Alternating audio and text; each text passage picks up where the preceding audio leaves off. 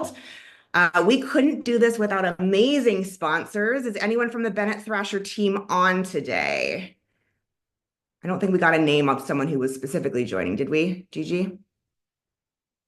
I don't think so. Anyone from Bennett Thrasher on today? If not, I will do their spiel for them. Fabulous. Okay. Bennett Thrasher is our annual sponsor. They are an audit and accounting team out of Texas. They have been really fantastic in doing all things admin and accounting for us at Fabric and really believe in the model that we're building here. So we're very lucky and honored to have them participating today and for the year. I also want to say a special thank you to Dr. Nisha. Dr. Nisha, are you out there? I don't know if you're joining earlier or if you have a little bit of a conflict, but I did just want to say we're so excited to have Dr. Nisha join us. She is from the Bay Area and is really bringing a layer of expertise that we realized we didn't have on our board, which is that medical professional expertise. As you know, we invest a lot in health tech, women's health, et cetera. So it was really, really critically important that we have her on board with us. So very happy to have her as well. Okay. Any questions before we jump in to the pitches? Fantastic. Have fun, enjoy. This is going to be a good time. Sarah, are you in the room? Sarah, I see Yes, you. I'm right here. Oh, well, I'm going to hand it over to you. Gigi, I don't see that I'm spotlit or pin spot. Is everyone else seeing me front and center or not yet? You are pinned. I am? Okay, it's maybe just I on my see you. screen. Got it. It's me. I am an issue. I have issues with tech. Have you guys heard this this thing called it's called a slider? It's someone who has a really powerful electromagnetic force field that corrupts technology in their path. That's what my husband calls me, and he's a software engineer, so it's probably me. With that, oh, Nisha just joined. I'm going to say it one more time before I hand it over because she missed my thank you moment. Nisha, can you hear me? We were just saying thank you so much for joining us as a new board member. We're so honored to have you, and you're really filling a void for us in terms of the medical expertise on our board. So I gave you a shout out, but I didn't see you weren't on yet. So thank you so much. We could not be more excited to have you with us. All right. With that, I am going to pass it along to Sarah with Rowley. Is it Rowley or Awesome. Rowley, Sarah? It's Rowley. You got it right on the Rowley. first try, I which got most people don't, so impressive. it. Do you Awesome. want me to share All my right. screen to do? Yes, Okay, please. great. Let me just get that up. Thank you.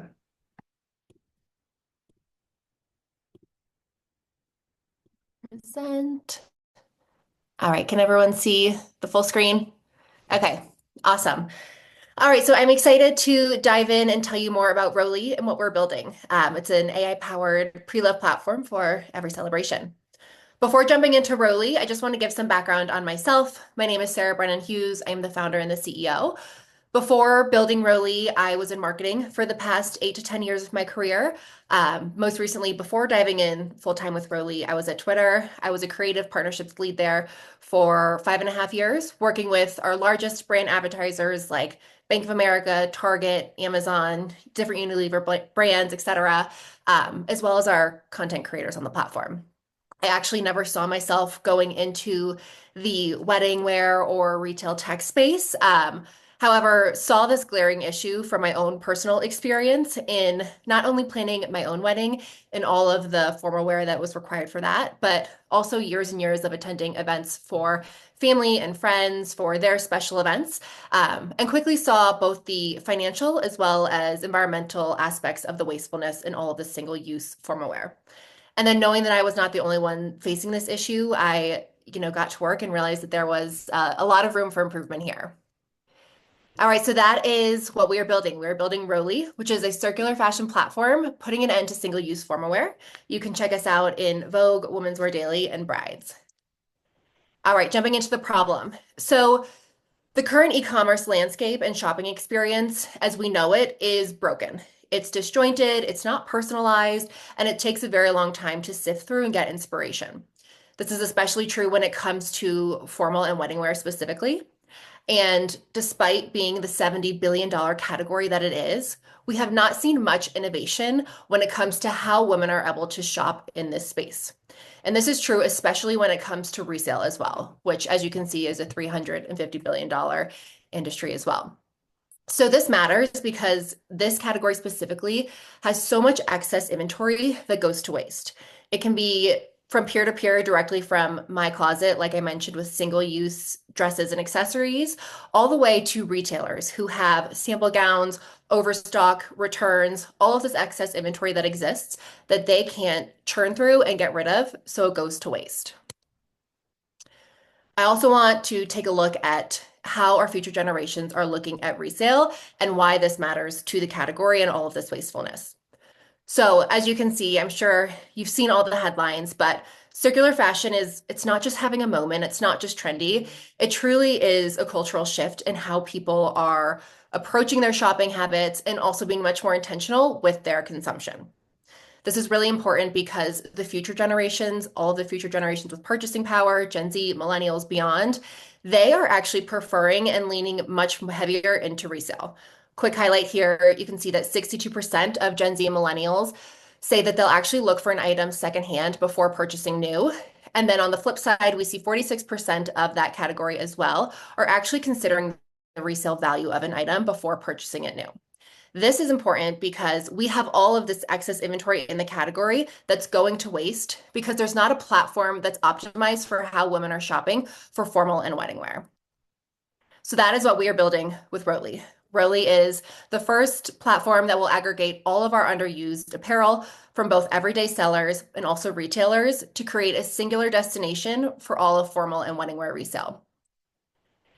Here's a look at our future, the future of Rowly. Right now, if you go to shoprowly.com, we are a standard marketplace. We launched with peer-to-peer bridal wear resale, most recently launched into both bridesmaids and also wedding guest dresses. So we expanded our categories. But we used this initial launch of our marketplace to establish our product market fit and show that there was an appetite for this platform. What the future looks like is this AI-powered personalized platform that's really highlighting accessibility, sustainability, and community.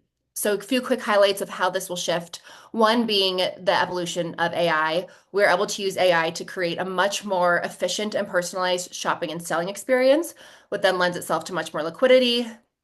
As you can see here, we can have integrations where you're actually connecting and chatting with an actual assistant to help you find what is most relevant to you, your price range, your category, what events you're going to, and it helps you get that inspiration. Like I mentioned, we're expanding beyond just B2C. We'll open up a B2B2C category by partnering with our retailers to help them offload their excess inventory. And then lastly, what's very important about this aspect of the business is the community. So formal and wedding wear specifically is much different than shopping for, let's say, a pair of jeans. If you find a pair you like, great. If not, you'll keep an eye out and you have a closet full of other ones. What we're seeing with women going to formal events, whether it's their friend's wedding or their own wedding, they're creating mood boards. They're saving inspiration from social. They have group texts sending different outfits back and forth. There's so much more emotion that goes behind these purchases than any standard purchase. So by building this community, we're actually adding another layer of emotion to all of these purchases that are happening on the platform. All right, in terms of opportunity, we are projecting that in just the US, given the amount of events, wedding events that there are, we can capture 24 million purchases per year. We're projecting an AOV of $750, which would bring us to an annual GMV of $18 billion. Rowly earns a 20% commission on all of these sales, so that would put us at an annual revenue opportunity of $3.6 billion. Quickly, just jumping into why weddings and why this category is important. Like I mentioned, there's massive oversupply. And what we should remember about this oversupply is that it's all in premium condition. It's never been worn or it's only been worn once. It's that single use apparel. So we're providing our shoppers premium inventory at a huge discount. We see, secondly, the shift in shopping behavior with personalization. People do not want to jump from different tabs, different brand sites. They want to go to a site and seek inspiration. They want to say, this is the event I'm going for. Tell me what I should browse. You find it for me and I'll go through it, versus them having to manually select it. And then lastly, within this category, there's a high customer LTV. Women are attending anywhere from 3 to 12 weddings per year, where they need multiple outfits per different occasions. So we'll really see that repeat purchase and also strong retention. Quick level on traction. I know we're running out of time, so I'll go through this quickly. To date, we've done close to $200,000 in GMV, and we have over 11,000 registered users that are active on our platform. A few other highlights. Our highest sale to date, we sold a Carolina Herrera wedding gown recently for $4,500. That might be bumped down as of last night. We have two women talking about another dress even more expensive than this for her wedding. So we hope we can get that dress to her. And then we've also been increasing our GMV. As you can see, we started at 5,000, have grown to 10,000, and now 15,000, as well as the platform transactions that are taking place from year to year. That was quick, just customer feedback, but I want to make sure we get to the good stuff. All right, so the ask. We are in a pre-seed round. We are looking for a $1.2 million investment on a safe capped at $10 million. We will be using this for the next 12 to 18 months to invest in a founding technical team, build out our app, that future app version that you saw, implement AI to make a much more seamless and efficient shopping and selling experience, market our product to our target audience, and also go through our different revenue offerings as well. And all right, I will stop there. I'm happy to answer any questions or dive into anything in more detail. Fantastic. You actually had a couple minutes left, Oh, but all good. We will switch over to QA. And of course, as always, Mark is first on the horn. So Mark, go ahead. Good afternoon. Thank Awesome. you for the presentation. Appreciate it. I do have a number of questions, so I'll start with just one or two and then come back to me after if there's still time. So I awesome. think I'm not fully understanding. Single use. So these ladies, because you're focusing on wedding dresses, is what I'm Correct. hearing, right? Are going to buy the dress, wear it once, and never again. Is that the idea? Yeah, so we're seeing that with, because our platform is beyond just the wedding dress. There's a lot of ancillary items like your reception dress or your bachelorette party, bridal shower. Women are putting just as much emphasis on this. Right. Correct. They're wearing it one time, and then never wearing it again. It sits in their closet. And a lot of times some of our inventory on the platform is, I bought two dresses to decide if I wanted it for my rehearsal dinner. I wore the other one. So then we even have inventory that has never even been worn, not even once. So is the intent then, all right, so they're wearing it, they don't want to wear it again because they can't wear the same dress twice, which I'll set that aside for a moment. Right. Problem for another time. Yeah. So is the idea also that they would then resell it on your platform? But you said most of the stuff is new, so it didn't sound like it's for resale. So it's still going to waste. Once they wear it, it's still going to waste. So I don't understand they're eliminating waste, or is there an opportunity in a channel to resell what they've had, or what they do in Brazil a lot is rent.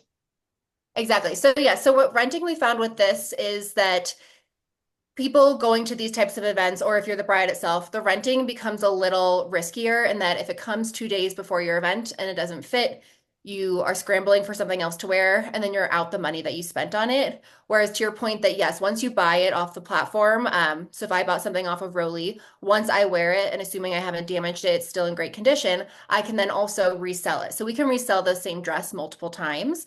And that way it's not going to waste once you buy it off Rolly. And we actually have had plenty of users that have done that.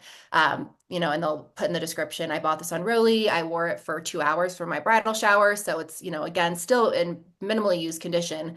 Somebody else has the chance to wear it and they'll discount it even further. Great. Thanks, Mark. One last question, if I may. Can I squeeze in Go one for more? it. Yep. So with the volatile economy we have, and who knows what's going to happen next? Are we going to see crashes again or whatever? Yes. In market downturns, do you see less purchasing of single-use dresses and people willing to wear it again, maybe, at the time of just the volume of purchasing going down, and how I would imagine that your industry is significantly impacted by market economics? Yes, that's a great point. It definitely can be just as all retail can be with however the economy is, what day it is. The beauty with us is that I would never want to say recession proof. I don't think anything's fully recession proof. But what we found is that when the market is down, people are actually wanting to get a deal. So the beauty with this is, say I have a dress in my closet. I bought it for $500. I wore it once for 3 hours. I'll list it for $300 just to try to earn some of my money back. Whoever's then buying it is actually getting a deal. They're saving money. So resale is actually helpful when the economy takes a downturn because people are able to save money or earn money back on what they're buying. And then when it comes to, I know there's a lot of talk about the tariffs and everything in the current landscape. Resale is actually very helpful with the tariffs because you are not importing a dress, which a lot of this formal wear is coming from overseas. So you get to avoid those tariff tariff costs, and you don't have to, deal with the timing of how it would come over. You're actually just getting it from somebody else who already owns it, in your region. Thank you.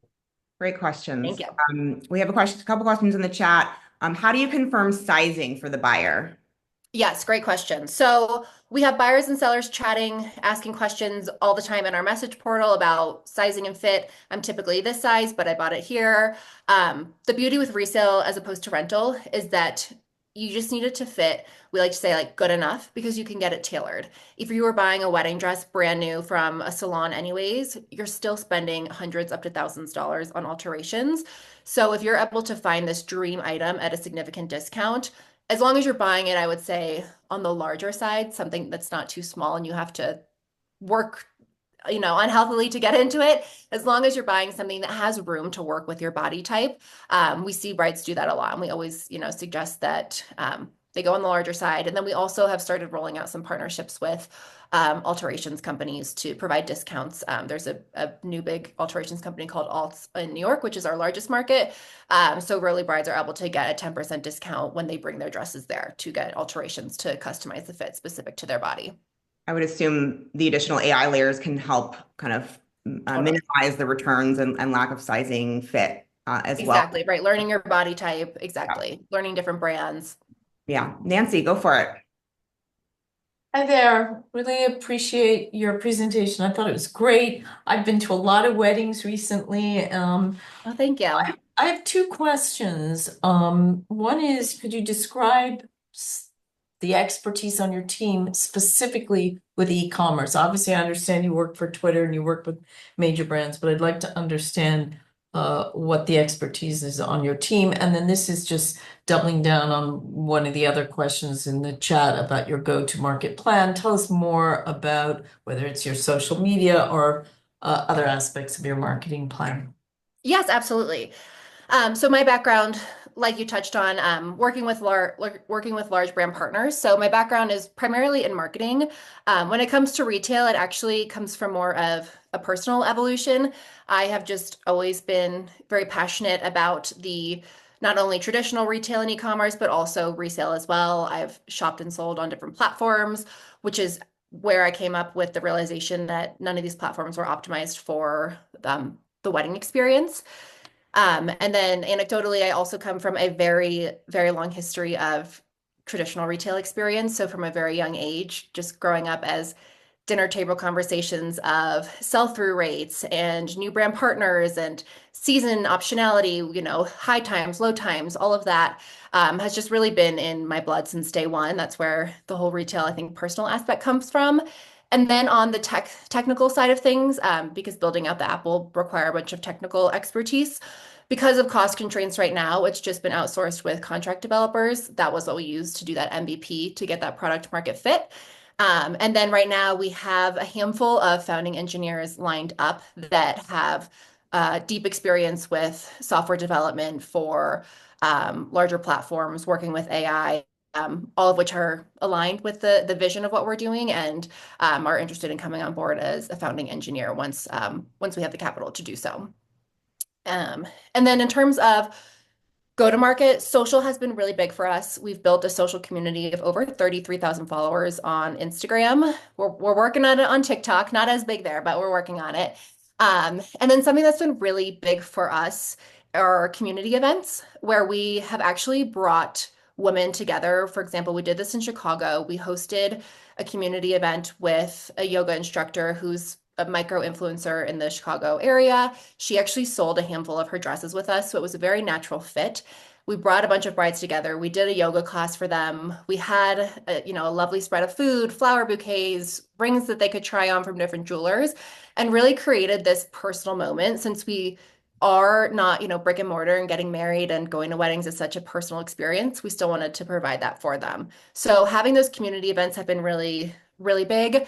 And then lastly, another big priority that we're focusing on is SEO.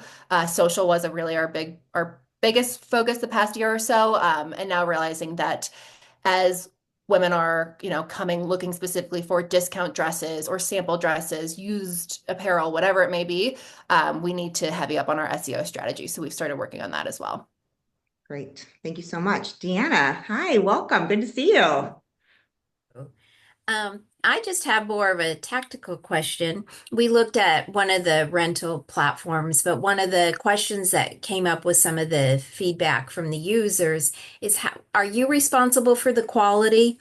Like things do happen and sometimes people aren't as honest Totally. as we'd like them to be. So this is such an important event. So how is, Yes, quality? quality. I'm glad you asked because, right, like you said, this is such an important moment. Quality is a huge deal. So if the dress arrives, whatever type of, or shoes, whatever type of item it is, if it arrives not as advertised or not, something wasn't disclosed, we will refund the buyer and then also, or yeah, refund the buyer. They can return the item. We have had a few instances where something's been like, oh, super minor. Hey, there was a stain here. I could go get it dry clean. I still really love the dress. I still got a great deal on it. So we'll offer them the chance to keep it and we'll provide them, an extra 10% discount or whatever it is to make up for that issue that wasn't disclosed. One thing we will be implementing is once you're over a certain price point, maybe the threshold is either $500 or $1,000, that we will have an item come to us for quality assurance checks. Because if somebody is buying, just on Sunday, we sold a dress for somebody's reception. It's this gorgeous mini dress, but she spent $1,300 on it. For peace of mind, I think it would really enhance the experience for it to come through Rolly to make sure that the quality of it is in great condition. We can then also add packaging to it to, make it a really nice experience as well. But yes, that layer of quality assurance after a certain price point was something we'd like to take on. Thanks so much for the questions and the answers and for a great presentation. As a reminder, please, Gigi, if you could add the link again in the chat, add additional feedback or any additional questions for Sarah. I know that she is like really evolving this brand and always looking for positive feedback or notes. So please make sure to do that. And then we did notice that there's a lot of founders that are adding their companies in the chat. If you are interested in pitching, because we had 2 emergencies, we do have 2 live slots left. So message Gigi directly so she can make sure you fit the thesis and that your deck is polished for today if you want to go live. So we're going to try and get a couple of new companies in. But Sarah, thank you so much. Really great job. The only other thing I would add, which I know you just didn't have a lot of time to go through, is the real and addressing the challenges in terms of what they've faced in this market.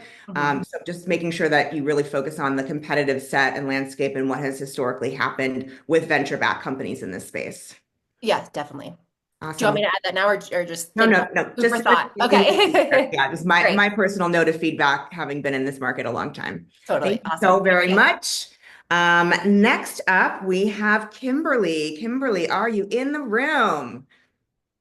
Hello, I see you. Fantastic. Kimberly is with Just Her Rideshare. Kimberly, take it away.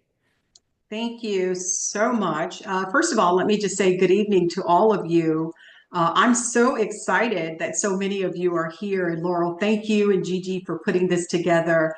I'm super excited. Can everyone see my screen okay? We're good? All right, let's roll. Well, my name is Kimberly Evans, and I am the founder and CEO of Just Her Rideshare, where safety, comfort, and community ride together. Bear with me for just a second. I've got my little clicker is not working here. Bear with me. Okay. All right. Sorry about that, guys. Bear with me for just a second. It seems like it is stuck. How about now? Can everybody see me okay? There we go. Okay, great. I think we got it. So again, Kimberly Evans, founder and CEO of Just Her Rideshare. We're safety, comfort, and community ride together. We are a women-centric rideshare company made for women by women. And now every woman knows the fears associated with taking a walk when it's too dark or we're going through a wrong area. I mean, just imagine a woman arriving in an unfamiliar city. It's late at night and her only rideshare option is with an unfamiliar man. Or consider if you had to put your child in the back of a vehicle with an unfamiliar man. If you are a woman needing a ride in this industry, the risks are evident every time you get into a rideshare with potential harmful intentions. Now, this fear hits home for me personally as someone who lost a dear friend to a brutal murder while she awaited her ride. And even though it was the pre-ride share era, it left me feeling very vulnerable and filled with anxiety, which is why I had never taken a ride share until 2023. But we all remember the tragic ending of the college student at USC Columbia who got into what she thought was her Uber. She was abducted and brutally murdered. And both of these events shook me. Since 2017, nearly 40% of women have had to report uncomfortable encounters, including serious sexual crimes and, yes, even murder. 53% of women polled said that they feared sexual assault during ride shares. And many times we often avoid ride sharing at night due to these safety concerns. Uber and Lyft have faced some challenges adopting women 35 and older, primarily due to vulnerabilities around safety, but also trust issues. And our strategy just focuses on overcoming these challenges. And we're capturing this market because we are made by women for women. We also know that women are less likely to perpetrate crimes against each other. Our technology platform connects women drivers and riders 100% of the time. We don't use algorithms to determine if a woman is going to show up like other platforms. And also, women no longer have to cancel 5 times, 10 times until they get a woman driver. See, we're addressing a critical societal need and a growing demand for secure transportation. We also do extensive background checks. We pay our drivers better, which equals higher loyalty and less churn. The industry standard split is about 60-40. So we're disrupting. We utilize a 70-30 split, and since adopting this new fare split structure, because initially we were at 75-25, we've decreased 733 ride deficits to under 200, which is helping us to break even. But we also can achieve higher margins by adjusting the pricing on the customer side because we're still very competitive, but also around growth and retention. The rideshare industry is expected to be valued at about $305 billion by 2029. And so we understand our target market, which is women between the ages of 18 and 39 in the US in our first 6 cities, and we're aiming for 20% market saturation. We actually just go where Uber and Lyft are. 90% of our early adopters are already in the gig space, which makes this an easier conversion. And we're also seeing about a 12% of women who have never worked in this space, but now feel comfortable doing it. So we understand our customers. We know who they are. I'm obsessed with customer success. We understand their pain points. We understand what's important to them. It helps us with ascension and also retention. We've also picked up a whole new segment of 81-year-olds that we're now transporting that were not a part of our segment, but these are women that would never get into an Uber or Lyft. To date, we've bootstrapped the company. We've raised close to $400,000 in funding. I've got over $100,000 of my own money. We have a fully built and scalable product in the App Store. We're growing organically. We're seeing great numbers. We have a wait list of over 3,000 customers and drivers in areas like DC and Nashville, places we've never marketed. We also have added more partnerships to our B2B side, which is giving us recurring revenue. So I spent some time in Paris with a dynamic group of women in mobility, researching for the Olympics, which is a path for Just Her to LA 28. It gave us a global presence, and we've been able to cultivate these relationships and strengthen support and have had many offers to take Just Her global. So as a revenue sensitive company, we've spent very little on paid marketing and ads. But when we did, we saw great returns. But we've had soldiers on the ground, growing organically, grassroots, showing up and partnering with women-centric events. So just imagine what we could do if we add some fuel to this fire. Here are some of the ways that we've experienced success. Obviously, social media is huge, but we've used influencers, and it has increased our brand visibility and more awareness. So we will continue to use those funnels.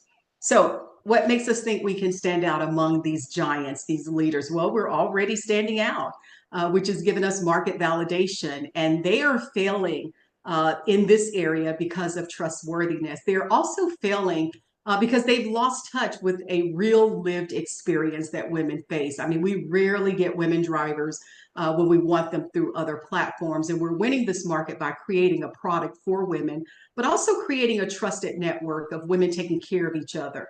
We're still focused on safety and background checks, trust and loyalty, and also transparency.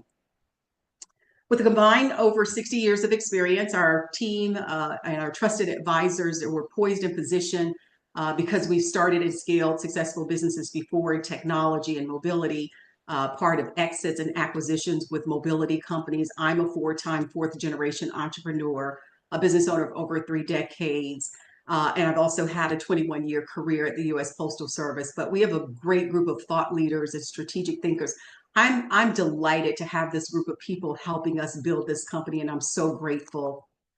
So exciting things are coming for us with some increased traction and success. We're leveraging 2025 to expand our driver and user acquisition. We have launched a campaign for the first time on WeFunder to launch the next 3 cities where there's more density, while we're also maintaining and growing a presence in our 6 cities in North and South Carolina. So we're closing a pre-seed round, the 500 remainder. We've already closed about 200 on that. On a convertible note, this is for growth, marketing opportunities in key cities and expansion, also increased technology and key hires as we expand.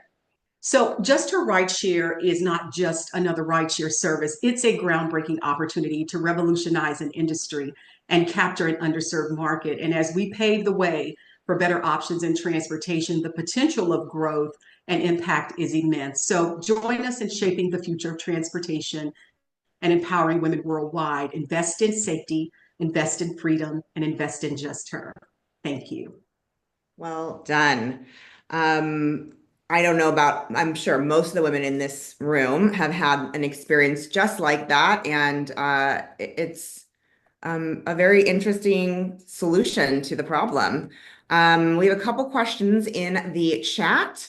Number one, what are the cost metrics compared to the autonomous driving companies such as Waymo, Robotaxi, Aurora, Nuro, etc.? Let's start there. And then, because they're going to be rolling out more services over the next 2 years. So how do you compare to those autonomous driving vehicles? Yes. So first of all, we're very competitive with Uber and Lyft. So we're right in the middle. One of the things that we found is that because it's a very delicate balance between on demand and future rides, most of our rides, about 95% of them are pre-scheduled. We've taught women how to use our platform, and there is a premium attached to reserving your driver. And so we're winning that way, 100% company profit. We don't look at autonomous vehicles. Yes, we are thinking about that, but it is not a disruption. Yes, they're rolling out more and more, but we see it as a gradual into the market because there's still so many safety things around it. We also understand that our target market could shift. We're seeing one of our advisors writes policy around AV and EV, who is a transportation commissioner for LA County. So we have these conversations about what this could mean. And while we're thinking about it, it gives us an opportunity, time to build loyalty with our customers. And that's something you can't exchange. Yeah, they say, well, it's going to replace the driver, but there's so many other aspects to the driverless vehicles that we have not reached yet. And there's a huge demographic of people that says, until every car is driverless, I will not be getting in one. So we feel like that we'll still have a market, but we are thinking about how do we see ourselves in the future competing in that space.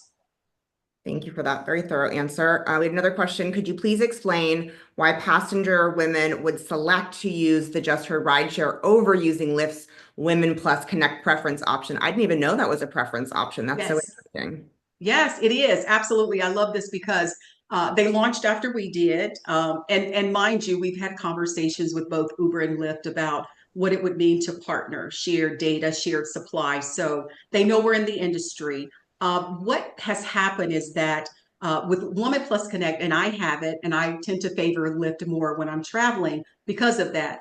But I traveled from September to the end of the year. I was in 4 states.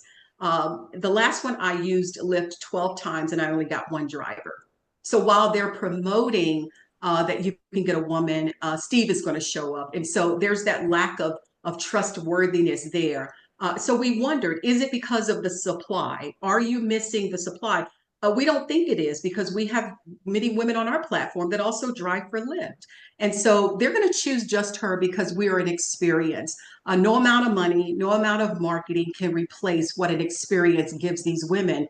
And we're more than a ride share. We're more than a ride to the airport. We are a community, and our customers and our drivers are feeling it. And we have become this trusted network. So that's why they would choose just her.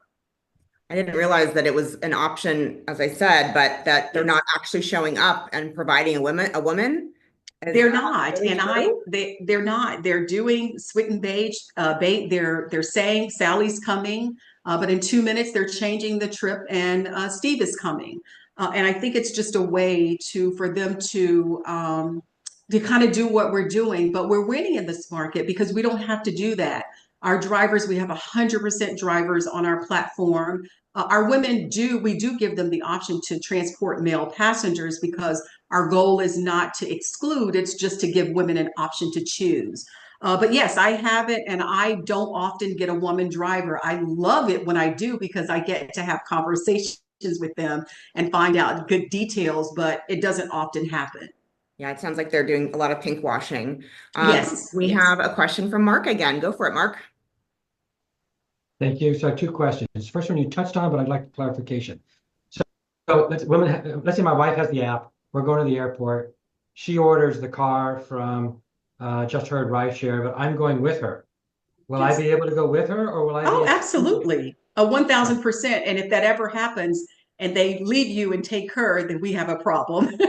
No, So- Mark, our goal is to make sure most of our women are already in the gig space. So they're used to transporting men. We have men who have become advocates for us because we're transporting their daughters and their wives. So we will open it up, and anytime something feels unsafe, we just give them the option to opt out. But absolutely. And you could actually use it alone if you wanted to. Oh, I could use it on my own as well. Okay. So it's more for the rider safety than the driver safety because the rider knows they're always going to get a woman, where the driver doesn't know they're always going to get a woman. Well, not exactly. So our goal is to protect both driver and rider. So 99.9% of our passengers are women. So very likely, it may be a one-off. It may be a gentleman whose a wife and daughter uses our platform and he wants to support us. But for the most part, we are very women-centric, and you're going to get a woman driver 100% of the time. But the drivers feel safe and the customers feel safe with having the option. All right. So then just another different question, just in our multi-gender society, how do you Yes. address transgender from a driver standpoint of a transgender woman is a woman for a driver? Is that correct Yeah. or no? Yeah. Okay. Yeah, Cool. we have 2 transgender women on our platform. Again, our message is never to discriminate or to exclude, but we follow the laws. We're not going to let Bob, who says, I feel like Sally, but if you've gone through the transformation and your driver's license, then we have to follow those state laws. See, what we do is not a company imposed type of discrimination. It is a customer driven selection. And so it is the customers that have the right to choose how they want to experience riding with others. But we don't discriminate against any community. We're just providing options and empowering women to make their own choices. Great Thank you. question, Mark. We have another question in the chat. How does JHR address any potential legal compliance and challenges in limiting female drivers? Are there state and federal legal compliance issues that you need to be aware of? I'm sure.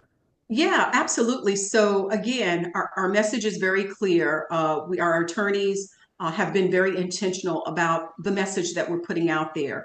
And generally, Title VII, which is a very thin line, protects employees. It doesn't protect contractors, but the state laws do govern contractors as well. So when we think of this model is no different than a woman-only gym or a men's club or women's clothing store or choosing your own gynecologist.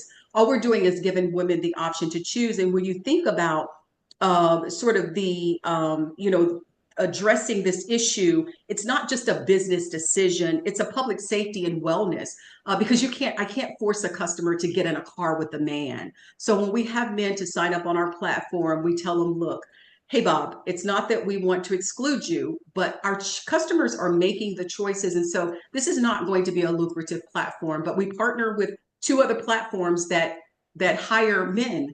And so we'd love to share that with you. So, but that's our message. It's not, we're not standing on the top of a mountain saying, it's all men are bad, it's women only. We're giving women the option to choose.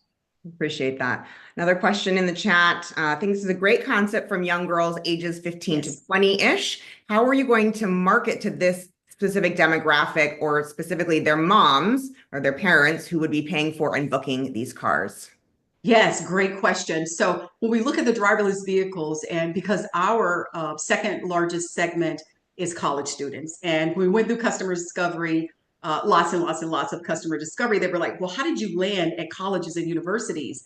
And they said, well, we know that the kids are not the ones paying the bills. And so we get to the moms. So we partner with colleges and universities to get us in contact. We show up when there is move-in day or orientation, and we let them know that there is a safe place for, imagine sending your child to college and not having to worry about them, because they're not always thinking about the cars that they're hopping in. So it's getting to the parents.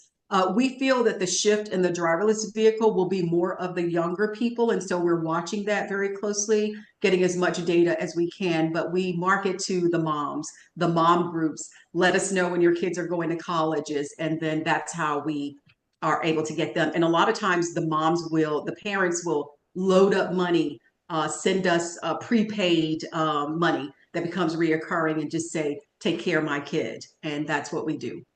That's great. Any other questions from the audience? Otherwise, I will go into my questions. We did have one from Nancy again. Do you use dynamic pricing? So Uber and Lyft obviously have like surge pricing, et cetera. Yes. Is that coming on your platform as well? We don't. We have left that for some potential growth. We will continue to look at that as we launch new markets.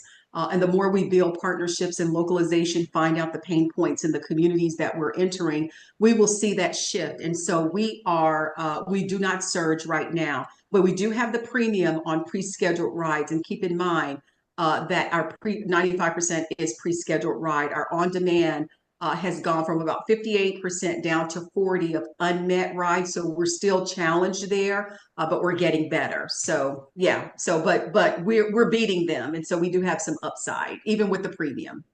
Fantastic.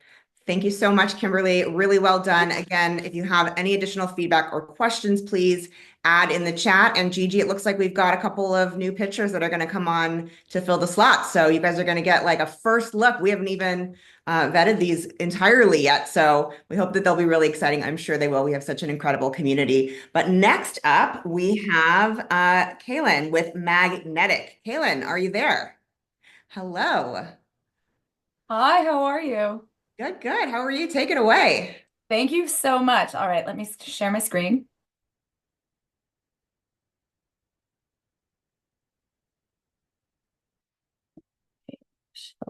There we go. Okay. All right, just checking that everybody can see it. Great. Okay. All right. Hi, everyone. Thank you so much for having me. It's lovely to meet you all. I'm Kaylin Sliney, the CEO and co-founder of Magnetic. Appreciating that we're on a tight time schedule, I'll dive right in. So let me hit you with 2 numbers out of the gate. $350 billion, which is what brands burn every year chasing clicks that go nowhere, and 95%, the share of purchasing decisions that are driven by emotions that are never captured, untangled, or understood. We built Magnetic to flip the power dynamic, where brands own their audience's data, understand exactly why they buy, and turn one-off interactions into lifelong allegiance. Today, I'll show you how modern brands build their moat. Now, as long as we've been building Magnetic, we've been looking for an eloquent way to frame the problem. But the truth is, at its core, it's just not that complicated. Sure, there are the hows and whys, and we'll get into those, but we'll start at the baseline. Every marketing channel sucks right now. It's true. Think about it. Your inbox, social feeds, your search results, Everything feels like a cheap gimmick to sell you something, no matter the cost to the brand, whether in dollars or goodwill. But it's not their fault per se. Marketing, retention, loyalty, community, all the things we love to talk about, that's not what any of those channels or platforms were designed for. So picture this. A CPG brand pours millions into influencer fees, TikTok dances, Instagram stories, and somehow still sees engagement flatline. Or worse, faces intense backlash for being wildly out of touch. If you caught the Super Bowl, you might know what recent example I'm talking about. But that's because chasing clicks, impressions, virality, and other, quote, vanity metrics has made brands blind to what drives real connection. There are 4 core groups here. The vanity spend, $350 billion flushed on impressions that never convert, but they sound good when you have to report back to the CEO. Behavior does not equal motivation. Transactions tell you what, but never why. Data is being held hostage. Have you ever tried getting a customer profile from TikTok Shop? You get an asterisked email address, a shipping address that you can only see once to ship, and then never again. Zuck isn't much better, nor are his platforms, and $22 billion are wasted annually in a vain attempt to stitch together usable data. Lastly, the emotion deficit. As I mentioned, 95% of decisions are rooted in emotion, a figure that's only increasing in this age of endless commoditization. Endless choice of comparable products means the old 4 Ps of marketing have yielded to what I dub the 4 Es: emotion, engagement, experience, empowerment. This is where we're really focusing in the new era of consumerism. And so these holes, this problem, is not just hemorrhaging money. It's stifling growth and retention opportunities for brands that have real fans. Because if one thing remains true, it's that no matter the deluge, we love the brands we love. And human nature says, if we like something, we want more access to it. So you might think these headaches have been brewing for a long time, and you'd be right. But 4 particular tailwinds are converging right now to create an unprecedented demand for genuine belonging within brand communities. Trust is down, CAC is up. Cost of acquisition has never been higher, and performance in marketing is just no longer performing. AI and privacy shifts demand for new infrastructure. Fragmented tech stacks can't adapt fast enough. Cookies are dead. We're seeing this everywhere, and consumers are craving authentic connection. Loyalty has become cultural, not transactional. This is not the death of marketing. It's the rebirth of meaning. So take a look at where we are in current state. At the moment, brands are flying blind. They spend countless resources A/B testing subject lines or ad creative, piece together skeletal data from Meta, Google, HubSpot, you name it, yet still guess which fans will stick around and why. What they need is real-time, individual-level visibility, knowing not just what a customer clicked, what they bought, but why they loved last season's drop, or what resonated with the brand's ethos or social values. This is the way that we buy now. Those types of insights become the foundation for any growth strategy that truly lasts. So enter Magnetic. Part Fortress, part Clubhouse. It's a single, seamless, digital home base for consumer engagement with the brands they love. Out front, we have the Clubhouse, a warm, interactive hub where superfans co-create with the brand, whether that's exclusive content, micro drops, or peer-to-peer chat. The magic is in this loop. Insights fueling experiences, and experiences generate richer insights. We'll get back to that later. In the back, what the brand sees, this is their fortress, a secure data layer that captures sentiment analysis, purchase proofs, IRL event scans, all immutably stored and updated in real time. With Magnetic, brands own their audience, understand why they buy, and create playbooks that don't just convert, but build community. This creates their moat. So although this looks a little bit overwhelming, we have this super engaging and interactive user front end. We ship 8 modular activations out of the box that can be mixed and matched for countless times to create custom, personalized user journeys. Personalization is the new frontier, not transactional punch cards or vaporizing points that expire. Want to generate a dimensional campaign? Stitch together maybe a poll, a secret video, limited edition drop, and a loyalty badge, all in one seamless funnel. You don't have to use different point solutions and cobble together a vague and rough scene of the user journey. All of this is done without a single line of custom code. For brands, as I was mentioning, these rich experiences and richer data, this feedback loop is where the magic happens. Live dashboards let you tweak campaigns mid-flight based on real-time sentiment and engagement. Measurable KPIs. You're moving beyond clicks to track emotional sentiment scores, on-chain proofs of engagement, and community growth velocity. With individual profiles, itemized, every fan's preferences, actions, and sentiments are evolving with each touch. And we do this on an anonymized basis, just based on their user profile. We are not collecting and storing PII. As a former attorney, I'm very sensitive to that data capture and collection with the advent of GDPR, CCPA, all of the like. So this that's feedback loop is creating, a circular environment where every member of your audience becomes a known, nurtured ally rather than an anonymous stat. And introducing Maggie, our proprietary AI agent. She's a little bit of a booster, and I'm not sure if anybody in the audience is old enough to remember Clippy, but if you did not meet Microsoft's Clippy back in the office days, please meet Maggie, Clippy's protege. She's your second chance, and she's a lot of fun. Maggie is being trained to ingest both internal and external data, including on and off-chain signals, social handles, purchase history, event check-ins, and surfaces psychographic clusters and next best actions. She can even help brands get creative in creating their campaign sequences based on industry insights and best practices. These refinements happen internally on the platform in the background while recommending to brands next steps that they can opt to employ or not. So here's the landscape. This is a very conservative estimate given that we're only talking about the digital engagement market, but the MarTech landscape is under an immense overhaul. So we see the market as much bigger, but to have conservative estimates, by 2032, brands will be spending $112.6 billion on digital engagement tools, growing at 22.4% compound annual growth rate. In the US alone, SMBs will shell out $45 billion by 2028.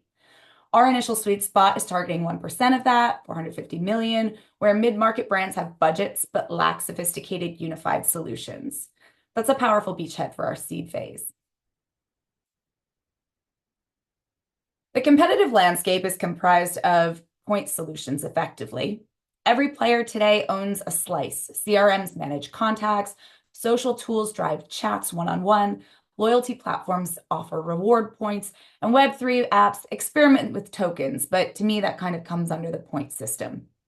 But nobody unifies own first-party data, real-time psychographics, peer-to-peer engagement, secure verification, and AI-driven personalization.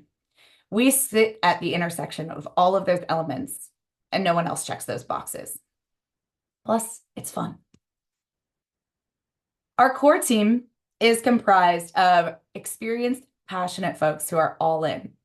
The founder fit problem demanded a founder fit team. I deem myself one of the angriest possible consumers, but once you've got me, I'm loyal to the core. And so in designing experiences that cut for signal through the noise, we have optimized this platform and have a robust dimensional team that for this robust and dimensional product. I'm a 3-time founder and corporate lawyer. I've negotiated $500 million deals, suffice it to say. I know buyer's remorse from both sides. I'm going to skip ahead because I know that we are moving over time. We've got to wrap it up. Absolutely. Happy to hop through the team in the Q&A. We have a tiered SaaS pricing model. We've had great traction to date. We have a really wonderful pipeline heating up, and that's very exciting. We've got amazing testimonials, and we are raising a $2 million round. Our use of funds is to augment and scale, capitalize on the growth that we've already had, and pour gasoline on the fire. I would love to talk about anything for those who have questions. Wow. I mean, what a presentation. I have to say it sounds too good to be true. I'm so excited to understand it a bit in more depth, and you have a fantastic presence. People were literally in the chat going, oh my God, this girl's awesome. So just to give you that presentation feedback. As a marketer, I experience this a lot. As most of you know, my first company is a marketing agency, so I know these pain points all too well. We did have a question in the chat before I get into mine. Please walk us through a brand journey using the Magnetic platform. Absolutely. So for a brand, I'll keep it tight, but for a brand, onboarding is very simple. I know I mentioned blockchain, that might be somebody else's question, but our user experience is entirely Web 2. You sign in with an email address and password. The same thing is what gets you onboarded as a brand. Our templatized activations are as simple as making a social post. 1, 2, 3. Drag and drop your media, fill in a form, and we do all of the back end work to compose those activations that get pushed out to your audience. So a brand would onboard, and it is up to them the activations they want to use. So whether or not it's a polling or a feedback tool, if it's a gated content drop, they drag and drop their media, any set of calibrations, they can drop as many activations as they like. And as people begin to engage in their community, whether it's watching a video, answering a poll, you can see all of that on the back end dashboard, itemized for the user itself. So you would be able to see Kaylin watched these 3 new recipe videos, but she didn't do your breathing meditation that maybe you offered. It depends on the community, but you'll be able to see what I start to like, what I'm really resonating with, and then you can see that in the aggregate. We do stats and analytics of what's happening writ large across the community. But that individual level insight is really incredible. And for a brand, once you start seeing some of that feedback, you can continue on your journey. You keep adding or subtracting different types of activations. You can do it in real time. You can schedule things. So it's either let me drop this now, or let me do this really timely piece of commentary and bring it out to my community, or every Monday at 5 a.m. I want this to drop to my community. You can set it and forget it. So the brand keeps iterating as they sort of compose what they think they'd like their journey to look like. And then when they receive actual insights from their community, they should be evaluating and tweaking to see if they're on the right track. Fantastic. And my other question on that brand side, is this only for consumer brands? Is this also for service companies, or where's your current focus? We are focused on consumer brands, but we have some really interesting folks in the B2B world where they look at this as an opportunity, just like with a consumer. Their consumers just happen to be businesses. We've had folks who say, I want a repository of educational information to reside in one place because people don't go to my website. I chase them via email. We do updates on Twitter. None of this is central. And I have no idea what's resonating with them. So services have their place with education, with content, but our focus, we've got actually a few of those in that we've done pilots with and are ongoing, but our focus for this next leg up is really consumer brands where there's a passionate cult-like community. Yeah, I mean, there's certainly enough of them out there. There are, yeah. We have a couple more questions in the chat. Can you talk us through, are you currently revenue generating, and where are you in kind of like ARR? So we've had some in-kind revenue as well, and we crossed 100,000 ARR last year, although that was more in-kind and advertising revenue at like event spaces. This is all with no actual ad spend from ourselves, and now we're in the couple $1,000s a month, so in the $30,000 a year revenue range. And we just went live mid last year. After we had an alpha pilot test group of a few like unpaid programs. So it's been gaining traction beautifully. And a follow-up to that, like what does the current pricing model look like? Is it per seat, like a typical SaaS model? Typical SaaS model, subscription by month. We have 3 tiers, which are very basic, intermediate, and enterprise. And those offer different integrations. I see something in the chat about social content. We are also integrated with Twitter, for example. So if somebody in your community on Magnetic gets something cool that they want to, share about, or if you want to compose a tweet that you'd like to incentivize folks to push out, they can just connect their Twitter account and push it directly through. And you can see that they did that. You don't have to go to Twitter and search for a hashtag or see if you can identify their pseudonym that's on Twitter. And we are actively building Instagram and TikTok activations, integrations as well. For the enterprise level, we do things like Shopify, Zapier integrations. We'll do HubSpot integrations so that folks can really get a nice plug and play with any of the other metrics they have. We're not trying to control and keep. We are quite literally the hub amongst folks. And the follow-up on that social question really is a bit more detailed in terms of paid digital ads. Is the content only social content for social platforms or paid digital ads on private or enterprise sites? You talked a little bit about the integrations. We didn't talk about ads specifically, but I assume if you're doing organic, you're able to do paid as well.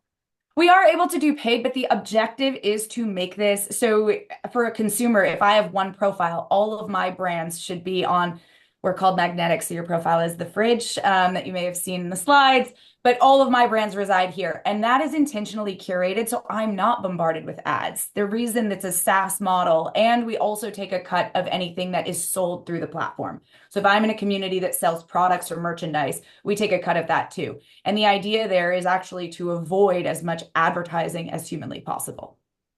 Interesting. That was something that didn't come out in the pitch, was that there's like a rev share piece to it as well. And does that tier up? Pardon? Does that tier up depending on the scale, or tier down, I should say, rather, depending on the scale? We do actually, yes. So we'll tier it down. If you're at an enterprise level and you're paying more in a monthly SaaS, we'll absolutely tier down the cut that we take of sales. Fascinating.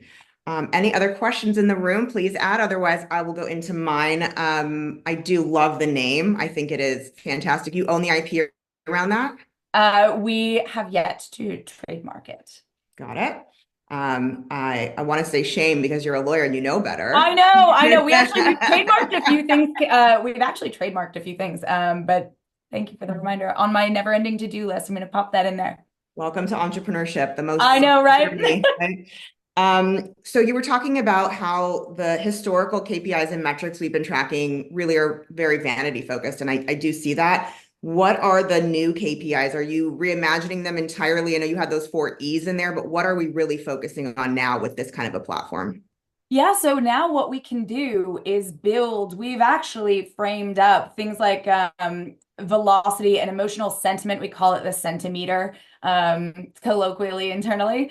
But tracking consumer sentiment, we can have a little, Mark, I think I saw you laugh at that, which is exciting, but a little glowing orb of sort of your community health. And it takes into account a lot of things like frequency of visits and what kind of engagement levels are you getting. It used to be that a 2% email open rate was great. Now it's like 0.2, 0.1. And we're seeing engagement rates of 60, 80% in communities because people have opted in and they're getting value. They're not just getting chased and bombarded. So we're taking those things like how frequently do people come back? When they view your content, do they watch it all the way through? We can do a lot of sort of longevity, life cycle. If you do evergreen campaigns versus bespoke campaigns like a March Madness run versus an evergreen community, you can do both of those things. And we start to measure different KPIs across sort of an evergreen versus a bespoke or campaign based. And we can do a lot of the traditional KPIs that are things like, okay, did folks watch this video? How long did they spend watching it? But then what action did they take after? Did they share socially? Those are things you cannot track from any other platform because the connective tissue does not exist because of the intentional silos. We understand that's where they make their money. But it means you lose so much as a brand in the process. And really all it's doing is serving to pay Zuckerberg, Musk, et cetera, right? So, yeah, so. Well, there are some listening platforms that do track sentiment analysis and, Yes. and tracking off channels as well. I think Sprinkler is one of them. They were a client Yep. on the agency side, but I get that you're saying like it's the 360. It's also not consumer facing, right? Sprinkler is in the background, sort of like creepily listening, and we are opening our doors and saying, please come into our home. Yeah, and so transparency of that. Yeah, and that's a consumer play, especially in Gen Z, as you look at the evolution of consumer habits, social values, and social listening and privacy. There are a lot of things about the opt-in nature that really do satisfy people in a different way. It's a sort of different itch that's getting scratched. I feel like you answered this question a little bit, but we did have, if you could maybe just dig in a bit on how do you encourage customers and users to keep visiting their magnetic profiles? That's a wonderful question. Thank you so much for it. We call it group warm, which is probably a term that you're familiar with, but the idea of being a platform is not just so that there is sheer convenience. But it's so if you get a prompt and folks get prompted by email if they get something they're excited about or something from one of their brands, right? It's opt-in. So they get a little nudge via email. Hey, you got a piece of content. Hey, there's something to go check out. But if I get something from my fitness community where I'm doing a paid fitness challenge and I come into the platform because I got a nudge that my daily workout is ready. We have had this use case exactly on the platform. But in my notifications, we have a little bell, just like an old Facebook bell of your notifications. And then I see a little tag that is on another magnet on my fridge that says, hey, something's new here. And so, one thing encourages you to check something else out. But the idea is people keep coming back to the platform because everything's in one place. We're not giving you sort of that overload or app fatigue of the early aughts where everything has got to be its own visit. Got it. Thank you so much. Really well done. And again, please provide additional feedback or questions if you have any others for Magnetic. All right, y'all, we are 3 in. We are halfway through. So as you all know, if you've been with me before, we are going to take a little stretch break. So because I believe, as most of you do, that sitting is slowly killing us. So everybody get up. You can turn off your cameras if you're more comfortable doing that and just take a little bit of a stretch. Just get up out of your chair. Make sure that you are getting the blood flow and moving so that you can stay with us to the end, hopefully. And good. All right. Just want to make sure that we are promoting a healthy working lifestyle and space here. And thank you to everyone who has continued to stick with us into the back 9, as they say. All right. And I'm really excited to say we have some new pictures that are going to come in as well. So you'll have to wait to see those. Next up, we've got Michael with Equality. Michael, there you are. Thank you so much for being here and take it away. All right, thanks. Appreciate the stretch break. So that was nice. My name is Michael Nieto. And, I'm the founder of a company called Equality, which I will share my screen for.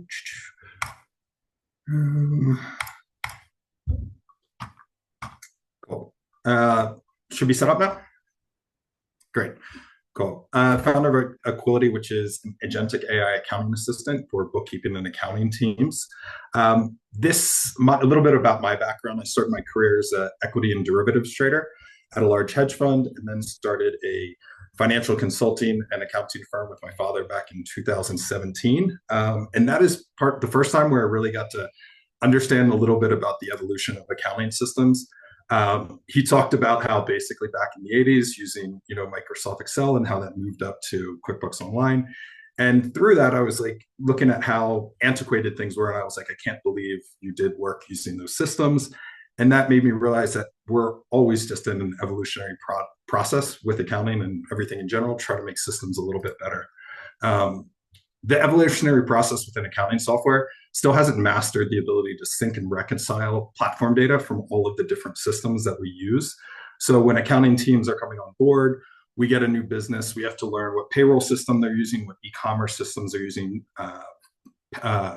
payment processors, et cetera, expense management platforms.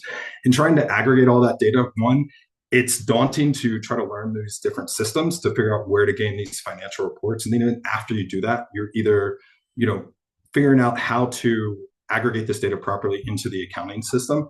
And that is quite difficult. We even have some data entry software that tries to help out with these tasks, but they are limited and they don't really help out too much. There's some platforms that have limited integration, sort of like the previous presenter was speaking about on fragmented systems. They have limited integrations. They'll only, sync over your e-commerce data, and that's pretty much it. The other problem is these syncs are one way, so they can't reconcile. They're not looking at the accounting system to see, did the data accidentally get synced twice? Did we miss something on our sync, or did somebody go into the accounting system and change some data? And we thought everything was correct. We synced it off perfectly, but now that reconciliation is off and we don't really know that. So we have to compare all the data from all of these different platforms, and that's quite daunting. And then lastly, there's hard-coded rules. They'll ask you and say, great, where do you want to put your revenue, your receipts, your refunds, et cetera? And each business does things differently. They might want to have separate general ledger accounts for their shoe sales and their sock sales. And the platform might say that, hey, you have to aggregate all your sales data into one general ledger account. And then that makes people say, great, we have to go back to manual data entry. And the limitation of this software, like I was just mentioning, leads to a proliferation of manual data entry tasks that limit productivity. We had a e-commerce plan that had a little bit over 1,000 transactions. I'll be using this as an example later on. And between the data entry, the account reconciliations, and the month-end financial review, we were spending about 12 hours worth of time, which at the rates that we were going out, I was paying out about $1,000 a month on this end for that type of work. What bookkeepers really need is we need smarter automation. We need robust integrations so we can just sign on to one platform that connects to all of the data, auto reconciliations so that we know if something was changed that it needs to be fixed. And then it also needs to be adaptive so that that data sync can work with all of the different businesses and what they're looking at from a reporting standpoint. And with Equality, first off, bookkeepers can connect to their entire financial ecosystem and automate all of the related data entry tasks. That means that they don't have to get one platform for their checking and credit card entries, another for their e-commerce, another for payroll. They can use us for just one system to automate all of that data entry. We're then able to automate the reconciliation and the financial review processes so that any errors or omissions are identified and fixed. So in this example, what we'd be looking at is the accounting system has $75,000 in revenue. And when they connect to their Amazon, their Walmart, or Shopify, we could see that there's $100,000 in revenue. The IRS is also seeing this because they're getting 1099s from all of these platforms. So you are going to get either automatically audited or being told that something's off and you owe additional money. So that is something that you want to avoid before you're filing your taxes on that end. And for accounting firms, being able to do this quickly in real time helps to make sure that each month when they're giving their results to their clients that they can trust but also verify. And you can also share these reports with your clients so that they churn less. And instead of looking at another accounting firm to try to figure out, do these guys actually know what they're doing? They're able to get reports and say, hey, we trust our work enough. We hire Equality to work in the back end to help us out. And we're able to share the reports to show that, you can be confident that your accounting is being done accurately with us. Going back to that same example with Equality, when you'd be using automation features, we could turn that 12 hours worth of tasks into something that takes about 30 minutes. And if we're looking at the manual side of that, just simple math with $85 an hour, you're spending $42.50 a month on that manual data. And this can all be done in the background, giving you a real-time assessment of that accounting accuracy. So if you're connecting all of your different systems, what that means is we can write in real time. So if you want to reconcile your data on a weekly basis, or you want to do it on a monthly basis, we can help out with that and tell you, hey, we were able to look at 25 transactions. We were able to match up 15 of these, 10 need additional information because you didn't connect systems. So you can tell where you have a high level of confidence on the classification of certain transactions and where you don't. And our competitors are doing less with less data, limiting the data entry and reconciliation capabilities. On this platform, I'm showing two big billion-dollar businesses called Blackline and Flowcast. They help out with close management for enterprise-sized teams, but they really only integrate with Excel documents. And obviously with enterprise platforms, it's a lot harder to do because they have internal systems. And then we look at how we make money. What we're looking to do is get people initially on board with our financial review feature, and then charge them for each piece of data that they want us to analyze. Once we analyze and are able to point out where their manual data entry is wrong, or where there's been errors, they are likely to upsell and go to task automations, which where we looked at different competitors can be something depending on the size of the client, that we could get $30 to around $300 a month in fees for automating their data entry. Our go-to-market strategy, after we raise money, it will be, well, right now we're listed in accounting marketplaces like Intuit's App Store will be in Xero once we connect with them. But we really want to get out in front with accounting events and conferences. In this industry, a lot of it is being done based on trust. And I've gone to some of these events and sampled different software like Keeper, et cetera, and been able to see, how excited people are to try to use these things. So we want to be able to be seen as a thought leader and to, be able to present our product to large swaths of people to be able to keep our CAC down. And then also, believe it or not, there are also accounting influencers. So those are ones that I've actually used before when looking through software to say, okay, let's get a quick rundown of this type of software versus something else. And we would like to be able to engage them at some point to be able to, again, get more reach with our software out there. Right now, with our basically bootstrap capabilities, we're working primarily on SEO. We're having an accounting glossary that we put up that we're continuing to add new terms to add for keyword searches for long tail and short tail keywords, as well as putting up blog articles that we hope gets more traffic to our website. When we're looking at the market opportunity, we want to be a part of the accounting spends for every small business, whether that is a business owner who is DIYing their accounting or it's an accounting firm. That looks like a TAM of about $80 billion in the United States when we're looking at around $33 million worth, or 33 million companies in the United States.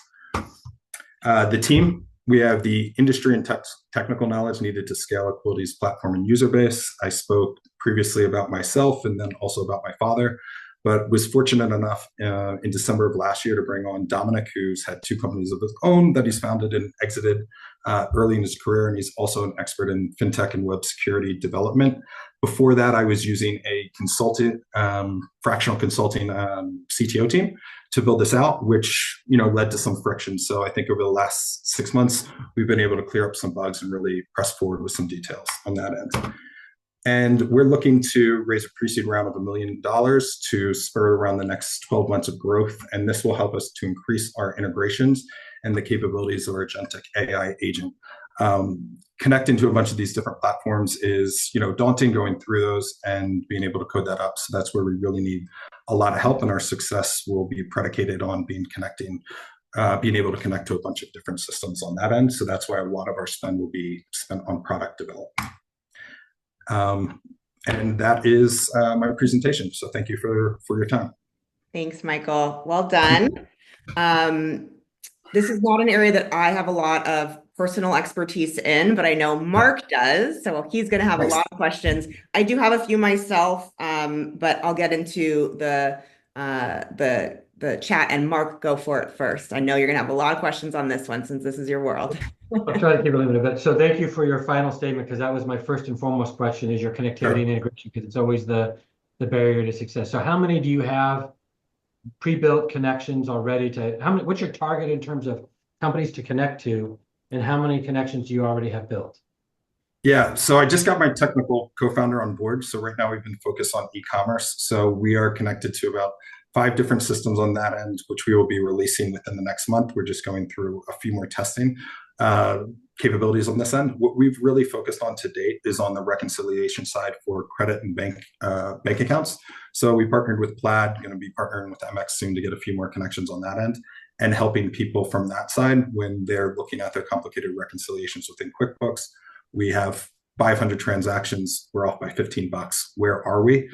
Connects directly to QuickBooks, adds a reconcile with Equility button, and you can upload your source information, like I said, via Plaid or CSV doc, and we can go through and turn a 50-minute reconciliation into something that takes about 3 minutes. Do you have plans to test the quality of your integration success? So for example, I have QuickBooks. I think it's terrible. Yep. At the integration, there's always miscodings. It's terrible. I agreed. I kind of wish I never took it on. So one question there is, how do you ensure the quality? And then I'll answer that one, then I have one more. So go ahead. Yeah, I think for the quality, it just depends on, if we're not connected to the data, we're not going to try to pretend that we know where it's going to go.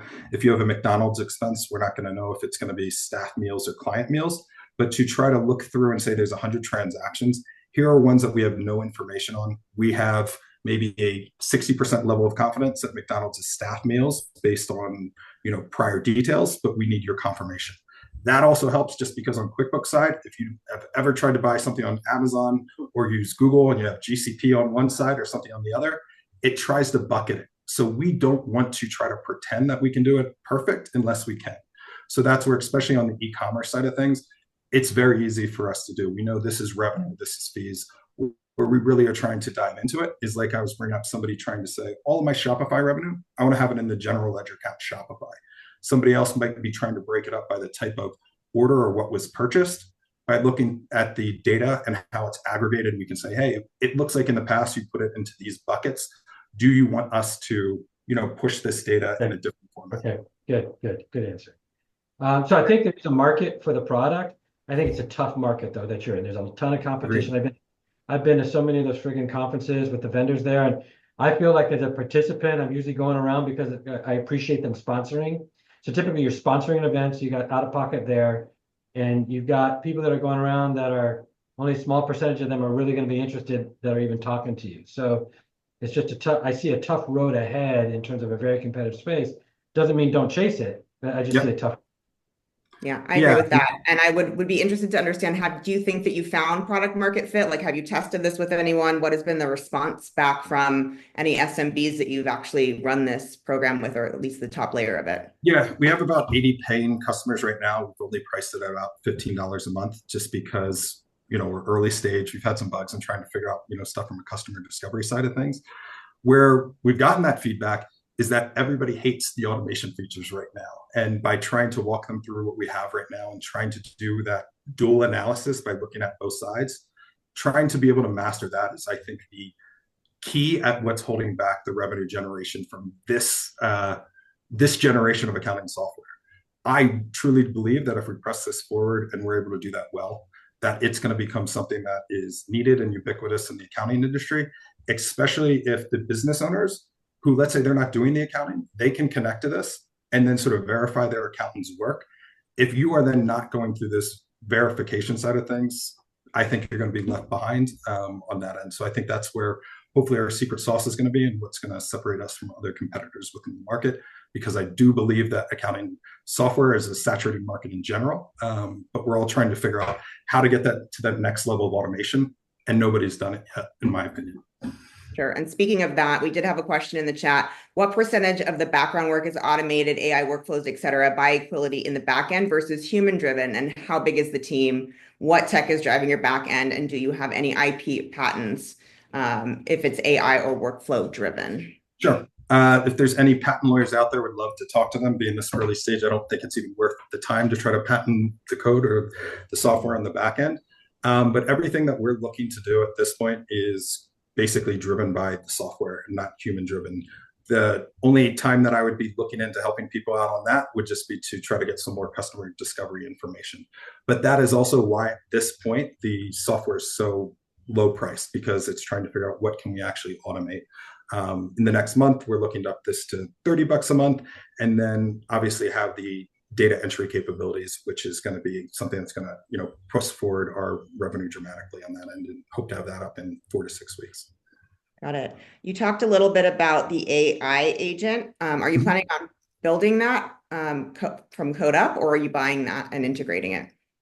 No, we're building it right now. So what we've had beforehand when we were having the release, trying to make sure we had some sort of product market fit and discovery, was sort of these hard coded rules that I don't like as well. Great, let's try to match these up first on date, then by amount, then look at reference number, and then say afterwards, let's look at description. Each transaction is not the same. So what we're having is an auto tune feature within our AI that's looking through different areas and being like, how can we try to match the most transactions as possible in this end? And that's what's running in the background. And then when somebody pops into the system later on, they're able to look at it and see that, hey, they were able to confidently match 82% of these transactions. They had some as probable.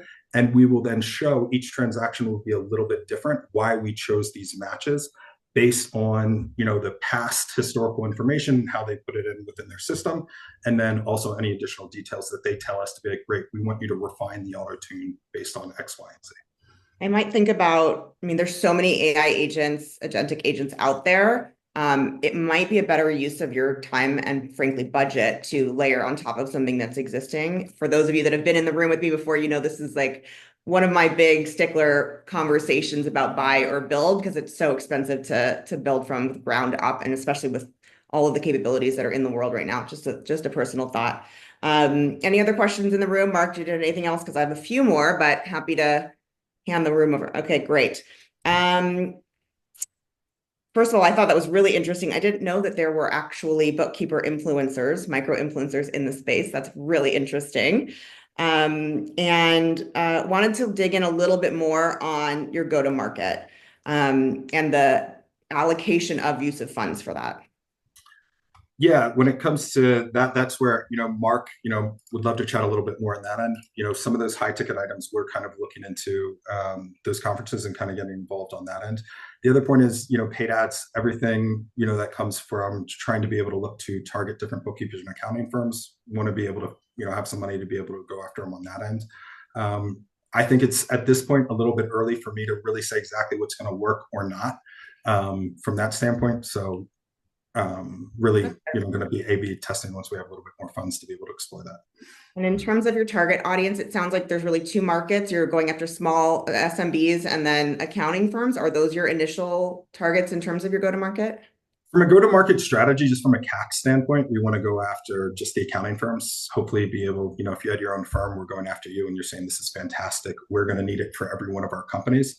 You might have a small service-based company that you're, getting $500 a month from. For that, great. You might just get our base level, financial review. But if you have another higher client that's $6,000 to $10,000 a month, great. We can automate larger swaths of data entry and being able to help out on that end. But other people are DIYing, their finances. So we're able to help them just from trying to target them from a marketing standpoint. I don't think that's the route we're probably going to go about. Right. Thank you so much. It is a very saturated market. We did have another guy that pitched something, I think, in the last session that was kind of similar. But, passion drives all things. And it sounds like you have a really great background to do just that. So thank you so much for your time, Michael. All right. We had two brave souls. Actually, we had multiple brave souls that raised their hands and said that they wanted to pitch live without any practice. So I'm very excited about that.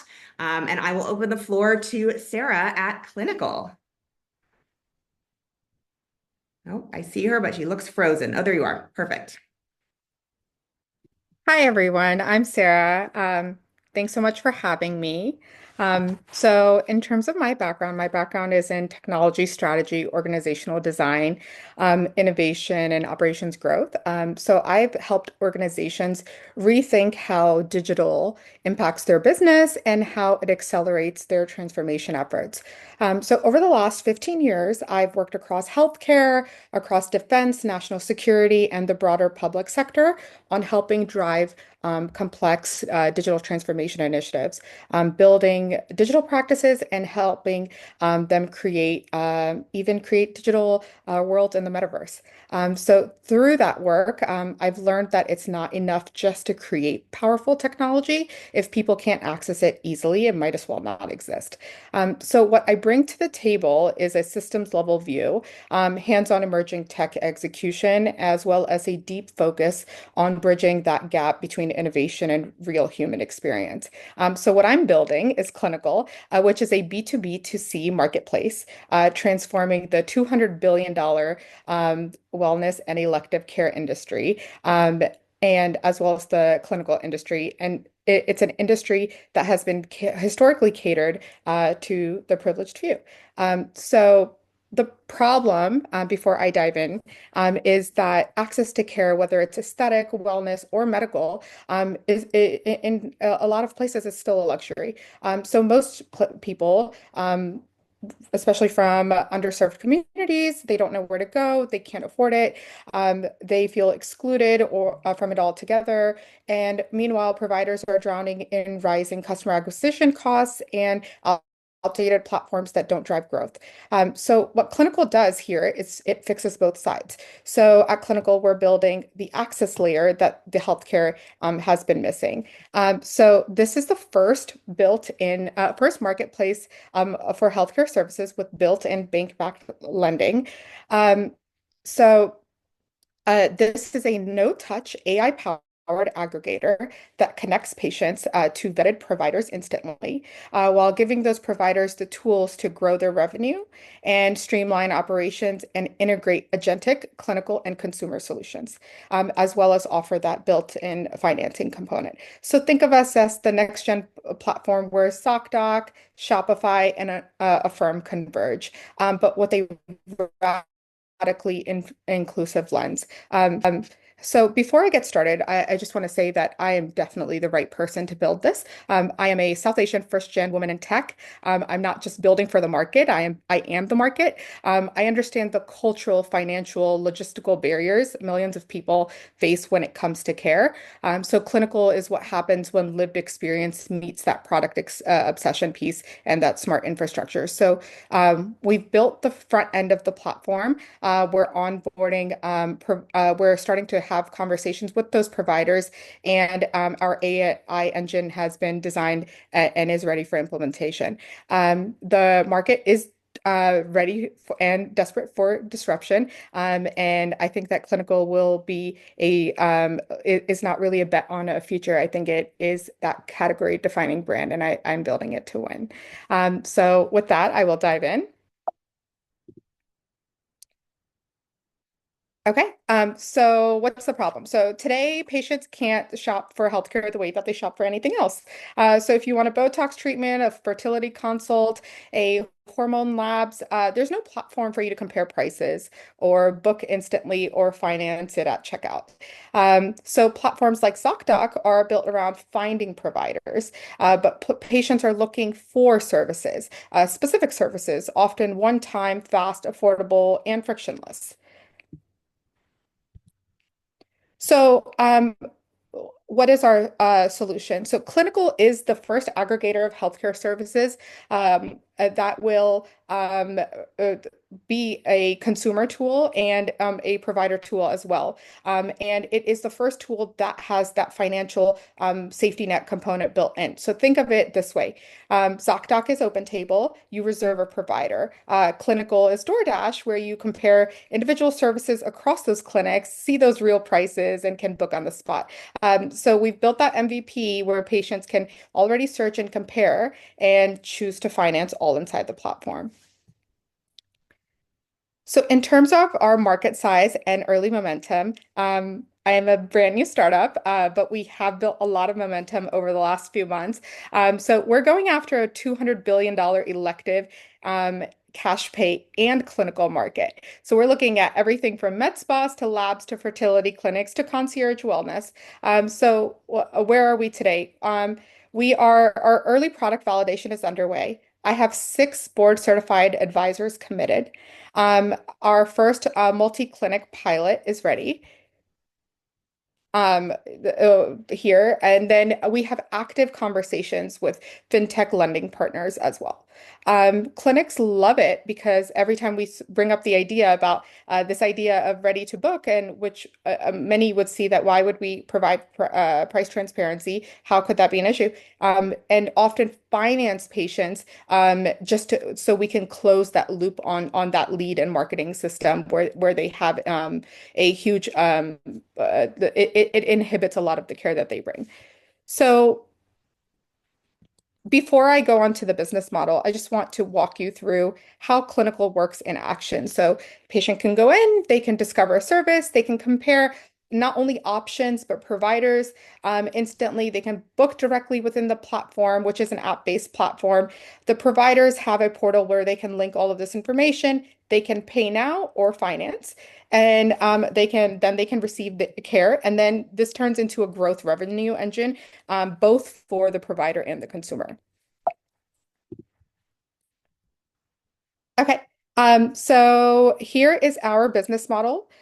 So we monetize through 3 simple channels, which is that commission per booking structure, revenue share on finance procedures, and then performance-based feature listings for clinics. So we're a pure aggregator. So other than the portal and a SaaS platform that we provide for providers, we own the patient relationship. We control the discovery, booking, and payment process, and we empower our providers to do the same, just like every great aggregator platform before us. Okay, so in terms of our growth, we are very new, but I think we built a strong case, which is we are looking at our current market in terms of driving consumer and clinical demand through social media, using that to activate our patients and providers on the platform, familiarize them with the platform, and get early adoption. Use that for referrals and help create a care access loop for providers and consumers, and then use that to build a ongoing retention and growth engine for everyone. And we do have a lot of support. So while we are new, we have built a strong team. My co-founder and I come from the digital space in terms of the type of work that we're doing, and I have a lot of design experience in building tools and prototypes. He comes from the back end side and can really support and make sure that those layers of security, especially in the clinical setting, are there. We have experts in AI. We have experts in the startup space, specifically with Kubernetes and technology as well. And then we also have patient data experts. The patient data layer is incredibly important, and we have experts on board from Johns Hopkins, McLaren Oakland Hospital, and one international clinic in Lahore, Pakistan as well, which will help us drive and explore international opportunities in that market if we foresee to grow beyond North America. And that's it. Any questions? Wow, that is a very big undertaking. Really well done. And thank you again for jumping in last minute. Just a note of feedback. You clearly are deeply technical. I think that starting on the second slide where you can see what the issue is and how you were solving this problem for someone that maybe doesn't have that technical expertise would probably be a better starting point, because you're just naming all of these things. It was a lot of jargon and a lot of things integrated and a lot of things you were connecting together. And it was a little overwhelming, even though I clearly see the need for this as a product. But I just wanted it to be like a little bit cleaner, simplify the original messaging. And that could have also been that you just got thrown into this. So like, what is it that you do in one sentence? That's typically what we like to see so that we can really chew on it and make it very consumable, right? Thank you. Mark, I will go to you next. I do have a couple more questions, but please continue to add questions in the chat. I know we're getting to the last one, but please feedback. This is what we're here for. So go ahead, Mark. About to take off you. Thank you. So very interesting. Yes, certainly a need in the market. So I see success is going to be driven by two primary factors. One, clearly how many patients, if you will, can you get signed up and using it, and that is going to be driven by how many providers you have signed up. And for that to be successful on a national basis, you've got thousands of cities and thousands of providers to provide patients. So how are you gonna eat that elephant? Because it seems like an enormous elephant and very locally based. Because in my own community, I've got 50 providers in 10-minute drive, right? So we are still exploring or finalizing how the back end components, and even with that, I have 17 clinics that are willing to pilot for an entire year. One provider has 15 clinics. He has over 30,000 patients of volume that go through it, which builds me a strong use case.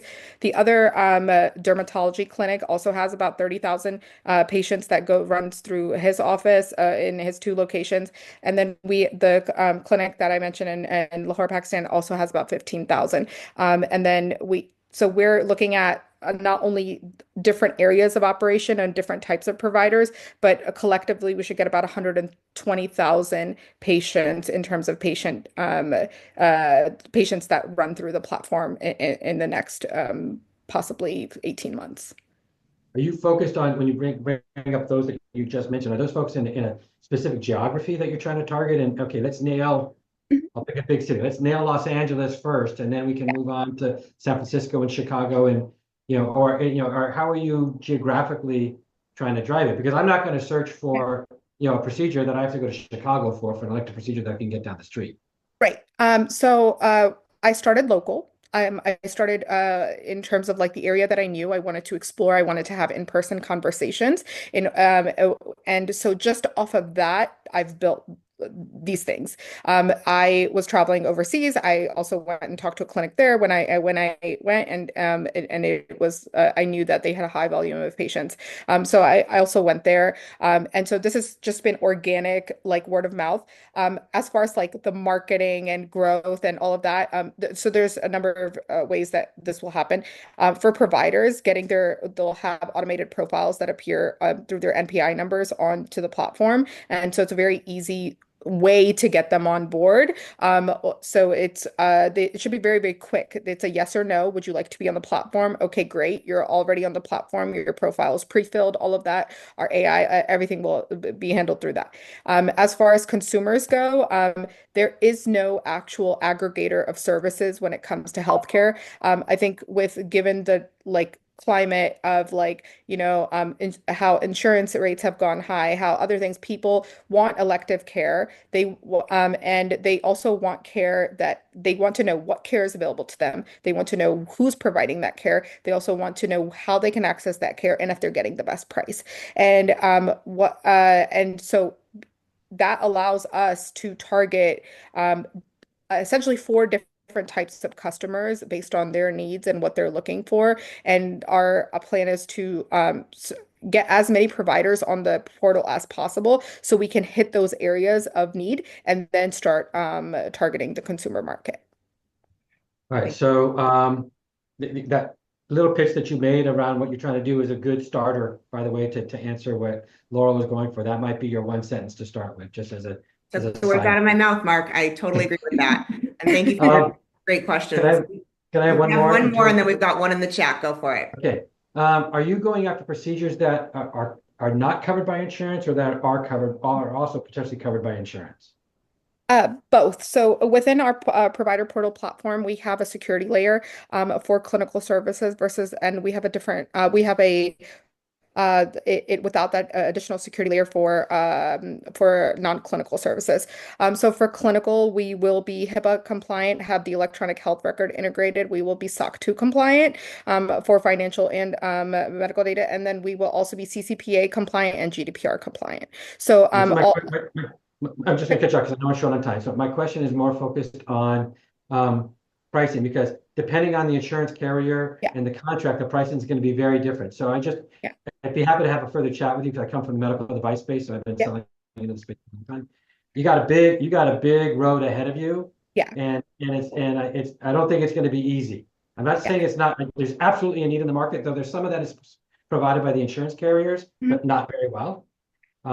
But you got a lot of work ahead of you to hit to a success, but to be able to be successful. For the insurance piece, we will be integrating insurers into our platform if they opt to be in our platform. That option is open. The thing is, we are an aggregator of services, so we are not. They don't even know the answer. They don't even know the answer. Even if they say yes, they don't know it.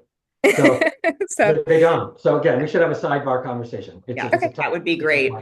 We do have another question in the chat, which is, what competitors are you aware of and how do you differentiate yourself? I think that would be a really helpful slide as well. I know you were going through it really fast, but yeah, there's no one that's clearly doing all of those things, but I'm sure there's people that are doing parts of the things as the brands you've called out.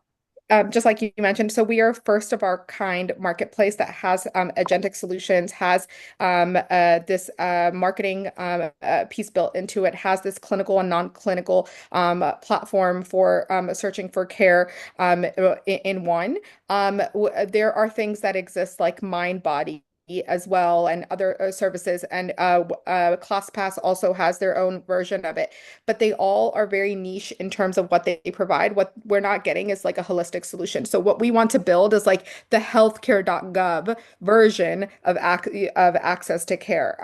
And this is not just a United States problem. This is a global problem. And so we'd like to tackle the North American market first and see what we can learn and take those lessons and grow from there.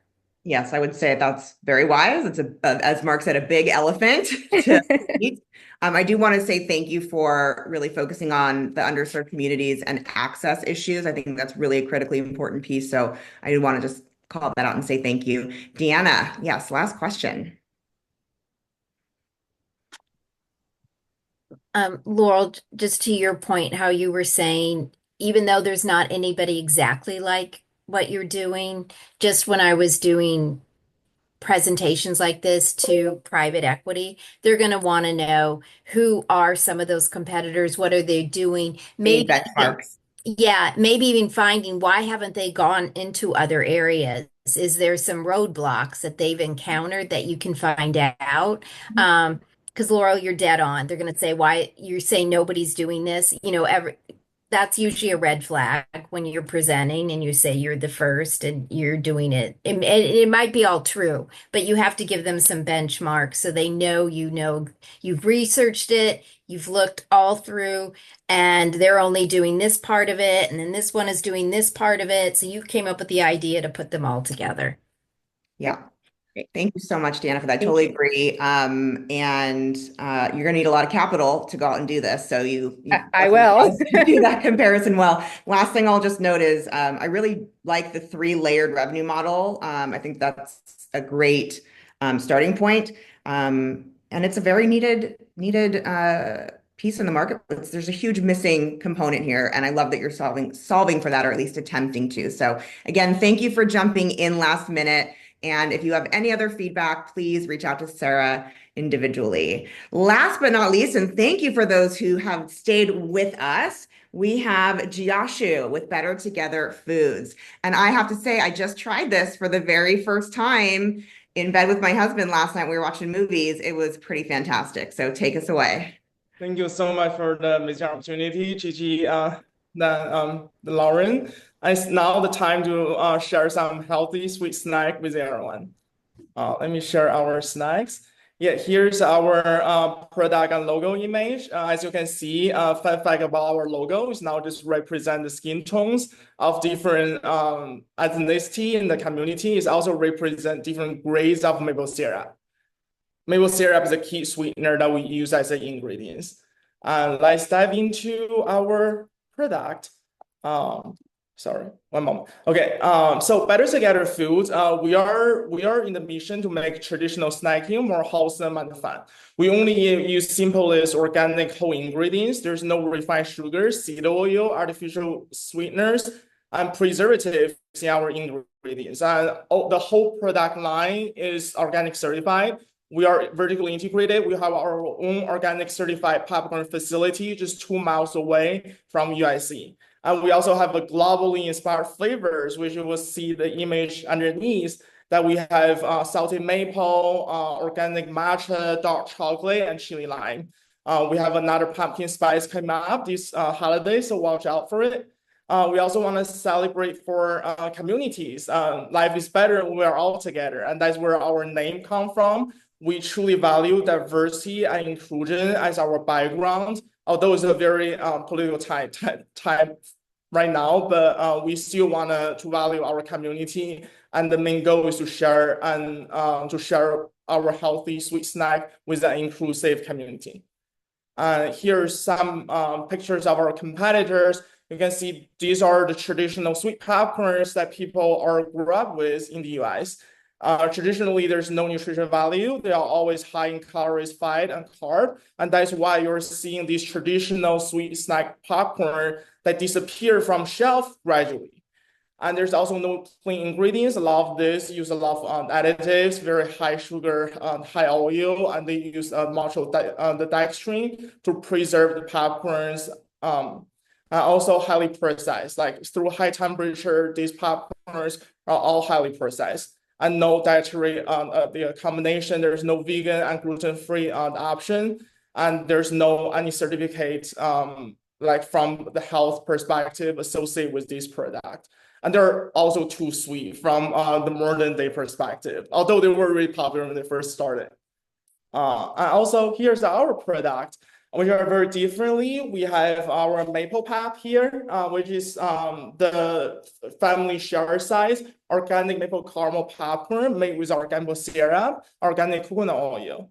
So most of our flavors only have 5 ingredients, which our flavors only have 5 ingredients, which make it super clean and healthy. Also, we have quinoa, a small single serve bag that contains 4 grams of protein directly from puffed organic quinoa and quinoa flour. And as we mentioned, you can also see from the back end of our package, there's colorful hands and the story about our brands that represent the values of our community. We are USDA organic certified, vegan, gluten-free, and we are also whole grain certified, have 3 grams of fiber in each serving. Also, when you look at the nutritional data from our product compared to other brands, you can see we're significantly lower in carbs, which like at least 20 to 30% lower than the competitors. We're significantly lower in the total sugar. We're like 50% sugar, like compared to all these other syrup contains 40% sugar and carbs and regular refined sugar, such as fructose syrup or corn syrup or palm syrup. Also, it's very high in iron and potassium. Beyond maple syrup has a health benefit with high antioxidants and high minerals. And now we did a lot of study with the consumer market in the US around popcorn, which is a very popular category. I knew the growth rate is 7%, especially with top popular brands such as the Laser Evo just got acquired last month. And there's more acquisition happens in the popcorn category than any other snacks. Also, you can see the maple syrup category is also growing 77% annually in the US market. Now, refined sugar, so no refined sugar, no seed oil become a new concept for a lot of the emerging brands in the natural health category. So when we started our journey in 2022. The actual product actually came out in 2017 during my graduation capstone project at the University of Minnesota. So these products are my undergraduate capstone project. So about 7 years later, I decided to launch them in the market. So we did about 2 years innovation trial, just because organic maple syrup is very hard to work with due to the high water content. So November 2024, we launched in Amazon Erewhon and Sprouts. For both Erewhon and Sprouts, we did really well. So until nowadays, you can find our quinoa popcorn in all the Erewhon market. We sell more than 700 bags per week in just 9 Erewhon stores. So we're the top 3 in the popcorn category. And we achieved that even without any marketing support. Like we haven't paid any marketing money because we are vertically integrated, so we are heavily bootstrapped from the production perspective. From Sprouts, we did a testing trial with 31 Sprouts stores in Southern California. We did really well, and we are graduating into 450 Sprouts. Actually, Sprouts opened a lot more new stores recently too. Gonna start in August 2025. So we're working on fulfilling their orders for the national launch starting August 1st now. We are also in New Zealand's market and Jonicos. And starting next month, we're gonna hit Safeway Northern California. Gonna be a 50 store there in addition. And we also launched our product on Fire, which is the wholesale platform. In March 2025, we pitched to the 2 most important the accelerators in the CPG world, which is Target Takeoff Program. We were selected, there were 25 brands being selected out of 5,000 the applicants. We will have the opportunity to be on Target shelves in the following month. Also, we are also part of UNFI's Up Next program, which will have the opportunity to get into the national distribution with the UNFI at a highly discounted rate, and they will give us amazing marketing exposure too. And May, which is a newly update, we sold more than 100,000 bags within just 6 months. And these data are achieved without marketing support. We don't pay ads or anything. Also, our growth rate is really strong across board. We have an invoice from Sprouts for the national launch for the more than 56,000 bags that they ordered. Also, Safeway, Northern California, and also, yeah, here's photo of our Target Accelerator Takeoff program. We are also part of UIFI's UpNext program, which we're really excited to participate in the top accelerator program in our industry. And yeah, with a very limited source we have, we only did one family round that my parents gave me some money to start the business, which kind of their retirement money too. We're heavily bootstrapped, but we are about to hit like $1 million sales this year, just because all these amazing stores that we are in. Also, our online order has been increasing rapidly as well. Yeah, so we are looking into entering more than 4,000 stores in the next 6 months. In the next 5 years. And this is my team. This is me, Jiashu. I graduated from USC Marshalls. I'm a children. Also Jean, who I met at my full-time job before I Cloud Kitchens. She helps with all the fundraising initiatives. And we also have the Laurie Brown, who was the senior VP at Instant Cart. She's helping with sales and also providing a lot of strategy with company growth. Here's our competitor data, which Laser Evil just got acquired for $750 million, which they were the only organic. They started the journey of organic popcorn. We are the only organic caramel popcorn in the US. Also, we're seeking $400,000 in the next 2 months, which is going to help us to expand our production space. We have very limited production space on our own, so we're looking for a bigger warehouse to fulfilling our volume. And this money gonna also help us to opening the new doors into more grocery chains, such as Whole Foods or Costco. And yeah, please try our product. You can scan them and find them on Amazon. And also, lastly, we just launched our campaign on WeFounder too. So please find us there. Amazing. Wow. Thank you for going last. It's always the hardest spot, Jiashu. And you just did a fantastic job. You really come off very authentically. You're clearly so passionate about the product.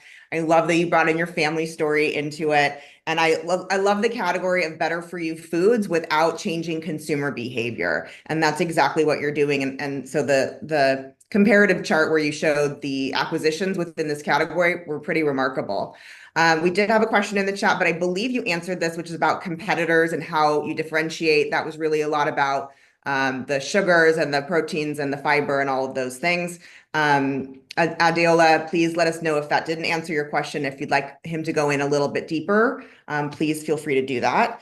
You didn't go into your price comparison. So can we talk a little bit about how you compare in market currently? Oh, yeah, definitely. So our price just 50 cents more in most of the grocery stores than Creators. The Creators popcorns are heavier because they're heavily coated. The bag size are very similar. So we retail this from $6.99 to $7.99 as Sprouts, and you see this on Market, Safeway. So you can find price like some stores like New Seasons, they tend to have a higher markup. So they're gonna retail for $7.99. But in Safeway as Sprouts, you're gonna find them for $6.99. And for smaller bags, which are our quinoa popcorn, they're sold as $3.79 in our one stores.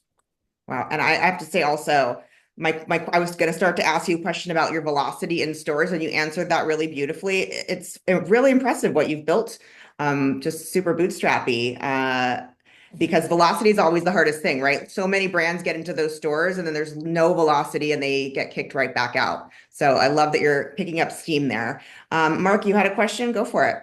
Thank you. Yeah, a couple of things. Piggybacking on the pricing and then a follow-up question. So you put a pricing for in-store on Amazon, you're $24 and $28. So how does that translate? Are you getting more packages on Amazon? Is that the difference, or is there something I'm missing?